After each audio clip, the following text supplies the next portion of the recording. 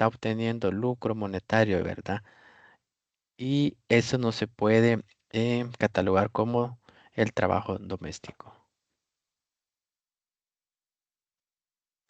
Nos dice el artículo 78.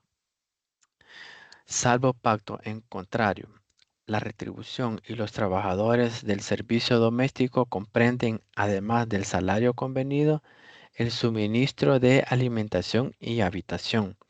¿Esto qué dice, qué nos indica esto? De que la empleada o empleado que sea contratado para un trabajo doméstico, el patrono está obligado, aparte de darle su salario, su alimentación y proporcionarle una habitación donde él pueda estar, ¿verdad? Ya sea para tomar sus sagrados alimentos, ya sea para tomar sus descansos, e incluso creería yo o considero de que algunas personas contratan ya sea a una persona femenina o a un persona masculina, eh, para que estén, digamos, o vivan en esa casa, ¿verdad? Y solo les dan como cada 2 semanas les dan como el permiso o licencia para que puedan ir a visitar a sus familias, ¿verdad? Entonces, en esos casos, el patrón está obligado a darle su alimentación y su habitación, ¿verdad? Para que él pueda estar ahí y descansar. Y también el artículo 80 nos dice que el trabajador del servicio doméstico no está sujeto a horarios, pero gozarán de un descanso mínimo de 12 horas diarias, de las cuales 10 serán nocturnas y continuas y las otras 2 deberán destinarse para las comidas. El hecho de que esa persona contratada esté como viviendo en esa casa o en ese lugar de trabajo no significa que porque él pasa todo el tiempo ahí, él va a estar laborando o haciéndole, digamos, las necesidades del empleador, ¿verdad? Sino que él debe de cumplir un horario que nos dice que debe de ser 12 horas diarias. Y dentro de esas 12 horas diarias, dos van a ser para sus, su tiempo de comida y las demás sí para que él las pueda trabajar, ¿verdad? Y, y nos dice de que también debe de tener las horas nocturnas, debe él de descansar, dice, continuas. Entonces, ¿qué significa? Que él tiene derecho, si dejó de laborar, digamos, a las 9 de la noche, entonces él puede, digamos, como empezar a trabajar de nuevo a las 7 de la mañana, ¿verdad? De ahí de 9 a 7 que cumplen 10 horas de descanso.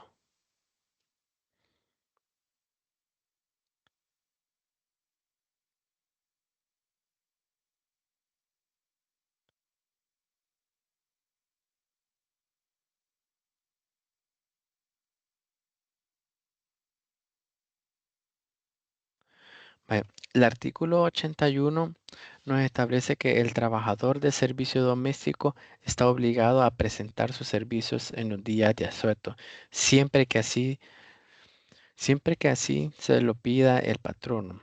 En tal caso tendrá derecho a un recargo del 100% en su salario diario por el trabajo realizado en ese día. Eso significa de que digamos que si día festivo como por ejemplo el 2 de noviembre, que es el Día de los Santos Difuntos, que es asueto por decreto legislativo y el patrono se le da la necesidad de que el colaborador trabaje en ese día, el colaborador está totalmente obligado a hacerlo, ¿verdad? A prestar su servicio. Pero, pero el, el patrono debe de recompensarle ese día de que nos dice al 100%. ¿Qué significa? Que él va a recibir su salario normal más otro salario de ese mismo día. ¿Qué significa? En este caso, o como le llamamos al 200%, ¿verdad? Su salario más otro salario de ese otro día. El artículo 82 nos dice que en el trabajo doméstico los primeros 30 días se consideran de prueba y dentro de este término cualquiera de las partes pueden dar por terminado el contrato sin responsabilidades. Vaya, eso significa que si yo fui contratado este día, yo tengo 30 días, digamos, para renunciar, por decirlo así, o ya sea renunciar de mi parte o que el patrono ya no decida continuar con mi contrato, ¿verdad? Y ninguno de los dos eh, va a tener parte sin responsabilidad, ¿verdad? Ya sea por cualquier motivo de que en ese término de 30 días, ya sea o renuncio o el patrono ya no quiere de mis servicios, ninguno de los dos está obligado o tiende a tener responsabilidades. De allí nos dice que a adolecer el trabajador de enfermedades infectocontagiosas, a menos que la hubiera adquirido en el lugar donde presta sus servicios, en cuyo caso procederá a la suspensión del contrato. ¿Qué significa eso? De que si presenta alguna enfermedad o fue contraída en ese lugar, su contrato queda suspendido, ¿verdad? También nos dice que tener el trabajador vicio o malos hábitos que pongan en peligro o perjudiquen la orden doméstica o alteren las condiciones morales del hogar. Eso también puede dar por terminado su contrato, ¿verdad? Sin responsabilidad del patrono. También nos dice que por cometer el trabajador actos graves de infidelidad o insubordinación contra el patrono, su cónyuge, ascendientes, descendientes u otras personas que habiten permanentemente en el hogar. ¿Qué significa esto? Digamos que si yo, perdón, si una persona contratada en un lugar para dar sus servicios, eh, ayudar en cosas, en los trabajos domésticos, y esa persona con el tiempo, por decirlo así, eh, el patrono o ella se le insinúa al patrono y el patrono accede y la esposa, por decirlo así, se da cuenta y genera problemas, eso significa que también su contrato puede dar por terminado sin ninguna responsabilidad, ¿verdad? O independientemente sea con el patrono, ya sea con el hijo del patrono o la hija del patrono o cualquier persona que habite en esa casa, se puede dar por terminado el contrato sin responsabilidad, ya sea porque en la, cayó en la gravedad de infidelidad, ¿verdad?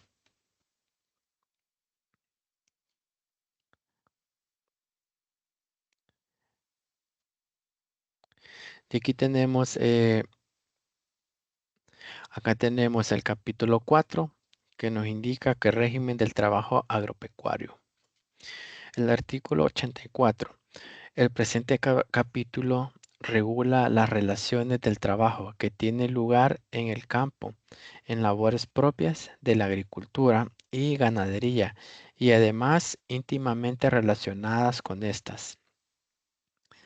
Nos dice que el trabajo agropecuario es todo aquel que está involucrado al campo, a las labores propias de la agricultura y a la ganadería, ¿verdad? Todos aquellos que se dedican a la siembra, aquellos que se dedican al cuidado de ganado, eh, esos son los que están relacionados al trabajo agropecuario. El artículo 85 nos dice que el contrato de trabajo puede realizar alguna de las labores a que se refiere el artículo anterior. Puede celebrarse verbalmente.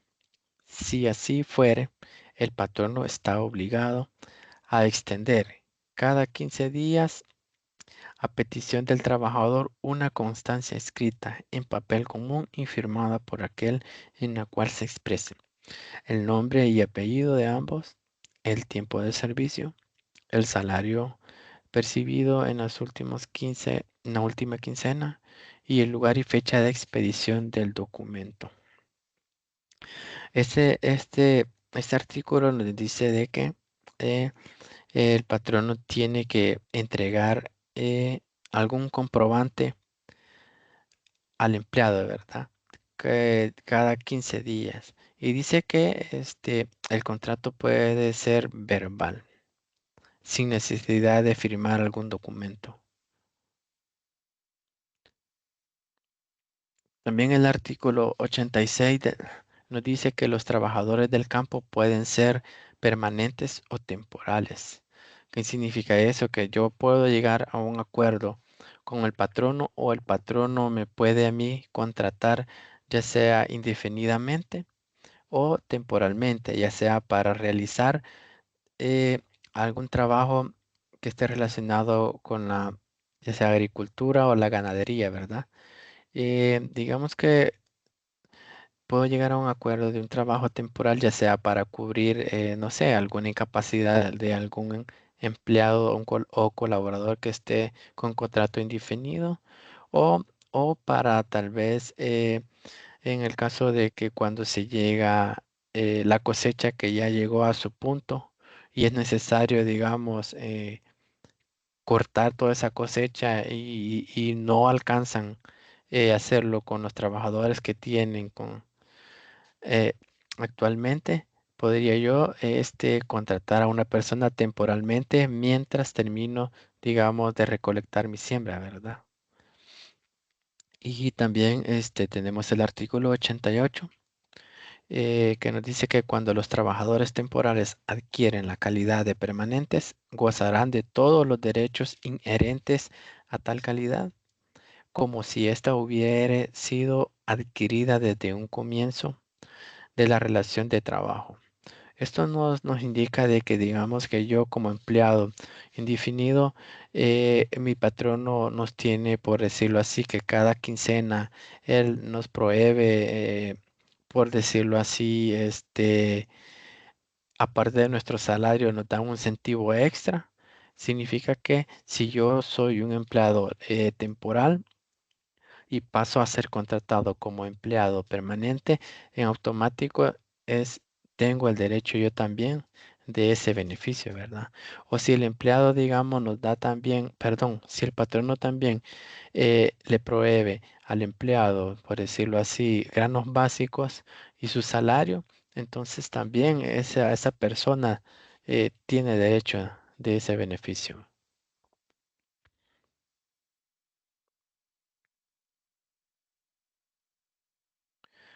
Acá tenemos el artículo 90, el cual nos dice que el patrono deberá conceder un día de descanso semanal a sus trabajadores. Dicho día será el domingo, salvo a lo dispuesto en el artículo 91. Y el artículo 91 nos dice que el patrono podrá señalar un día de descanso semanal distinto del domingo a los trabajadores que presten sus servicios en labores que no son susceptibles de interrupción, sea por su naturaleza o por los perjuicios que tal interrupción pueda ocasionar a aquel. Esto significa, bueno, en el artículo 90 nos dice que el patrón está obligado a darnos un día de descanso que acá establece que es el día domingo, ¿verdad? Pero el artículo 91 nos da una excepción. ¿En qué casos podría ser eso? Como por ejemplo eh, en la siembra de maíz, por ejemplo, cuando ya la mazorca ya dio su punto, ¿verdad? Su punto y es necesario, por ejemplo, hacer la corta de todo, de todas las mazorcas que están en ese terreno o esas manzanas de tierra, ¿verdad? Y, y para no tener pérdidas, y es necesario trabajar día domingo. En ese caso, sí, sí se puede trabajar ese día, ¿verdad? En el cual allá en el artículo 90 nos estipula que debe ser día de descanso domingo, pero en el artículo 91 nos da esa excepción, ¿verdad? ¿En qué otra excepción puede ser? O por ejemplo, en el cultivo de tomates, digamos que el tomate ya está en su punto óptimo o de calidad para poder cortarlo y ser comercializado y entonces deben de terminar con esa tarea y se llega al día domingo y no han finalizado, entonces se debe de trabajar ese día, ¿verdad? Pero eh, debe de gozarse un día diferente al domingo, ¿verdad? Siempre debe de darse ese día de descanso, no solo porque trabajó ese día y fue pagado, fue remunerado, no significa que usted no tiene derecho al descanso.